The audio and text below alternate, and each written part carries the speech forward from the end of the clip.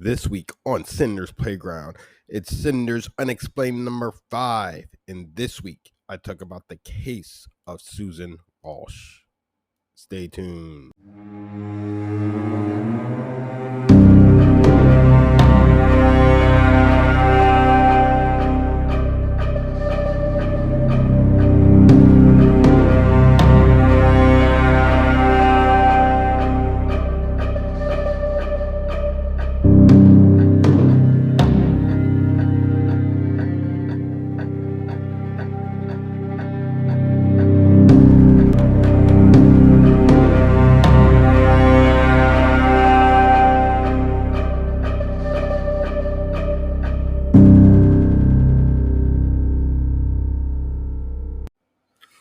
Welcome to Sinder's Playground in our 5th installment of Sinders Unexplained. If you've been following the channel, you know that I've been doing cases from New Jersey, and today is no different.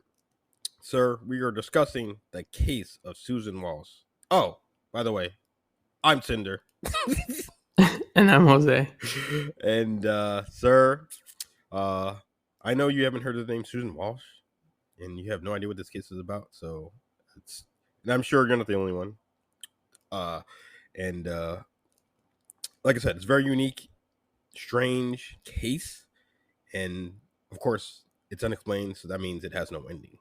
So, are you ready for this story, sir? Yes, I am. Here we go, man. All right.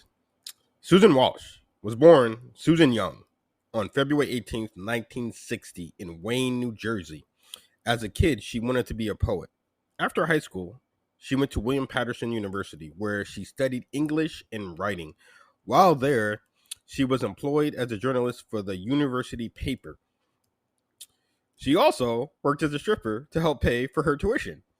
It was also around this time she began her journey into the world of drug culture and alcoholism. And in 1984, she would meet Mark Walsh, and they would marry a short time later, and she would have a son named David. Despite all this, she did graduate from college with a bachelor's degree. In 1988, after college, she got a job as a writer for Screw Magazine, which is, well, not is, but was, a raunchy, pornographic online magazine. So, damn, speaking of this time, so this is early internet days, man. But I guess even back then, you know, the porn was available. It was available. Okay, so like those magazines, right, and stuff. yeah. So let's fast forward, if you will, to 1996, where she lives in Nutley, New Jersey, with her son in an apartment complex. Ironically, her estranged husband Mark lives in the same complex. Then, on July 16th, 1996, Susan left her apartment to run errands, leaving her son with Mark. This was the last time she was ever seen. What happened to Susan? Well, at this time, she was working on her master's at NYU and working as a freelance journalist and stripping to support her and her son. At the time of her disappearance, her friends had stated that they were worried she slipped back into her drug addiction after 11 years of sobriety. Police were able to eliminate Mark as a suspect. After canvassing her apartment, it was noticed that a page of her calendar, July to be precise, was missing. The police had very few clues to go on, and rumors spread in the neighborhood that her disappearance might be due to her journalism. She had been doing, she had been doing an in-depth article in the Village Voice about a strip club ring run by the Russian mafia. She discovered that the mob were forcing young women into the sex industry. Following that article, she wrote another piece on the underground vampire community in New York, where she visited and hung out with people claiming to be vampires and actually witnessed them consuming blood. But this article never saw the light of day, because Village Voice, and other publications refused to print it. The police claim they would not. Excuse me. The police claim they could not find any connection between her work and her disappearance. Susan also had participated in a documentary with her friend Jill Morley called Stripped, which detailed women working in the sex industry.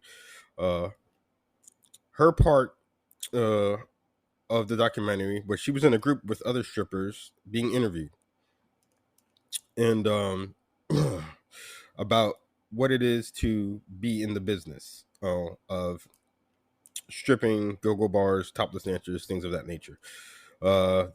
This interview was filmed 2 days before her disappearance.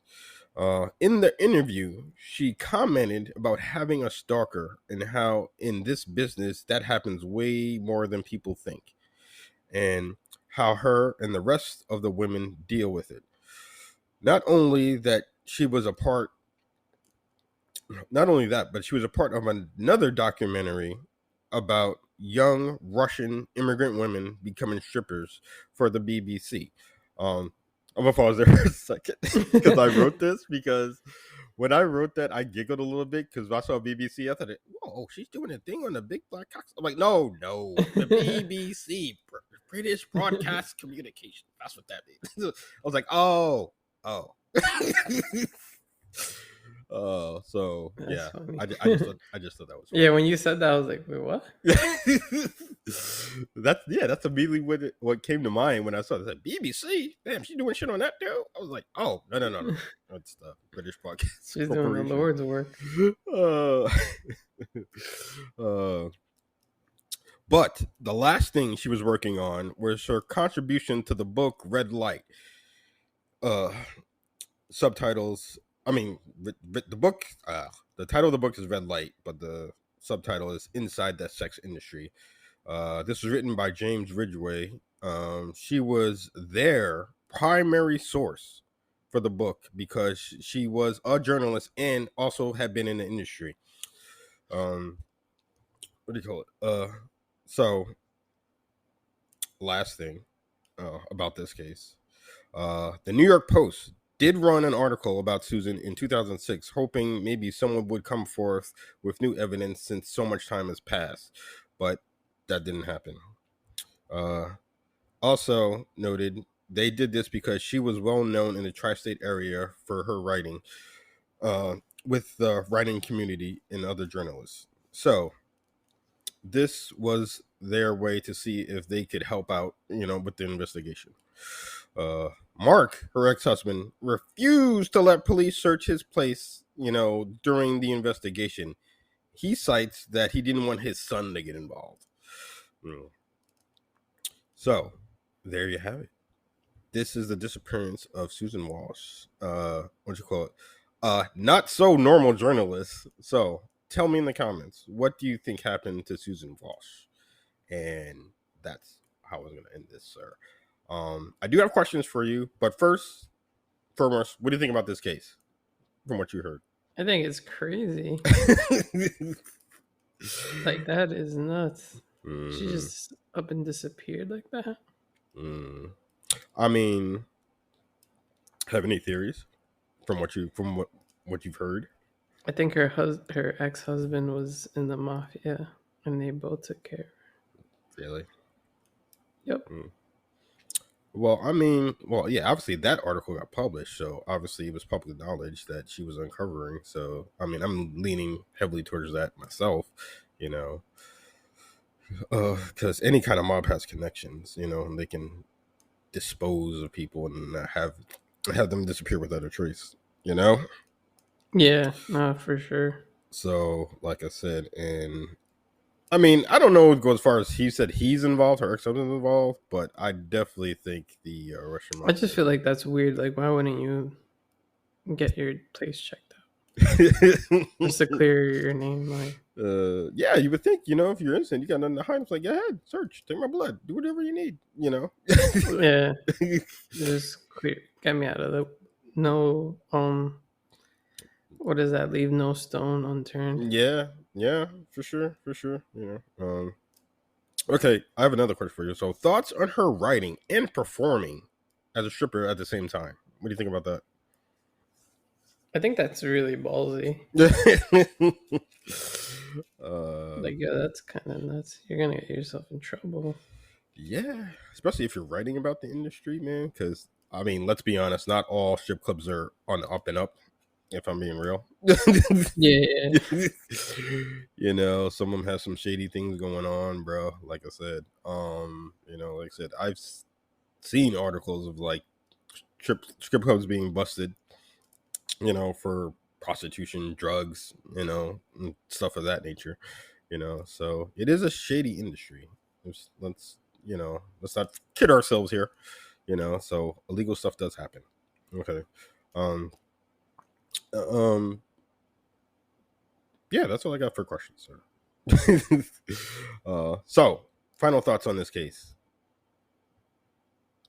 find out what happened to her, man. Shit, I'm not Sherlock, man. I don't know. I know, but Flip the I'm cap assuming. back and Hmm? I said flip the cap back and then start more research, man. Oh, Jesus Christ. Also, I find it interesting though that she did, that article about the New York vampires and stuff like that, man, which is interesting because I always heard about it, but I didn't know it was an actual thing. That there's Do a. you think it's a Russian vampire thing that's led by her ex-husband? I don't think it's that convoluted. I No. don't know, man. uh, Never be too sure. what's it called? And besides, the vampire article didn't get published, so I think they would have no beef for Yeah, her. why do you think it didn't get published? I don't know, but maybe because, well, like I said, Because the they stopped it from happening. oh man, you're rich in the conspiracy theory, bro. um, no, I don't think the vampires had anything to do with it. But what do you think about that, though? Did you know about that? That there was a like subculture of like people believing they're vampires in New York? Like you, I think I've heard of it, but I never. Thought it existed, right? Yeah, Mm-hmm. Oh, apparently they I do. probably would say that that's not a New York thing only. Oh yeah, no. But like I said, she was just based in like where they were in their proximity. Like I said, she was here in New Jersey, and then she would go to New York to work. And I don't know. Maybe she stumbled across them, and it's like, I find this interesting. I'm gonna do some research about it, bro. And write about it. So I think that's cool, though.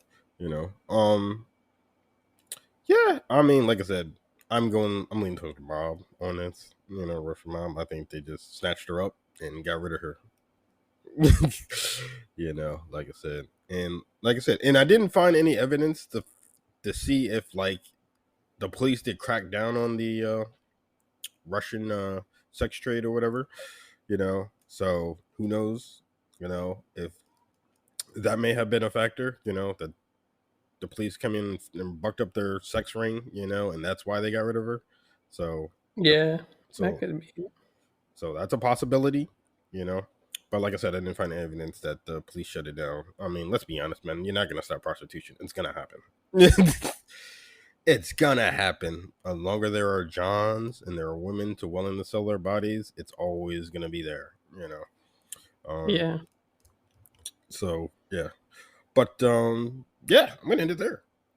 So thank you for watching / listening to my unexplained number 5. Uh, so if you want, you can contact me on Instagram at Sinder666. I post about the channel, obviously, and cool shit I find on the internet.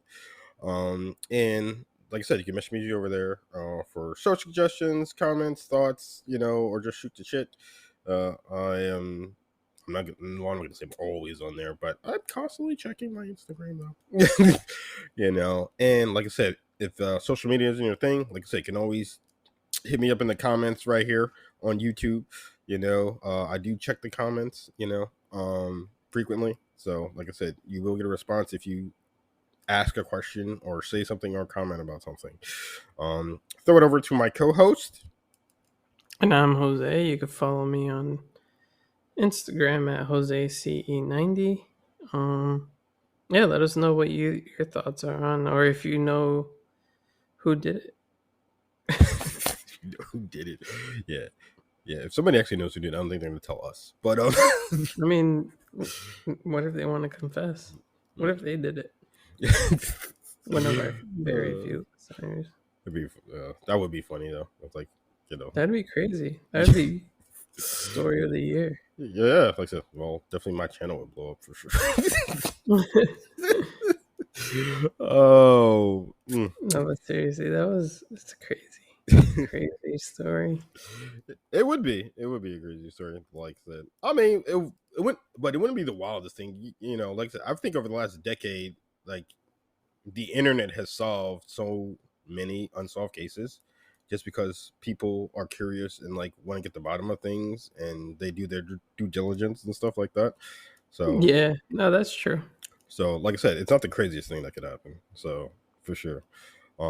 So thank you for checking out. And like I said, if you wouldn't mind, if you're not subbed already and you're listening to this, you should be subbed, you know, and also help us out by hitting that thumbs up button, you know, and like I said, you can also comment.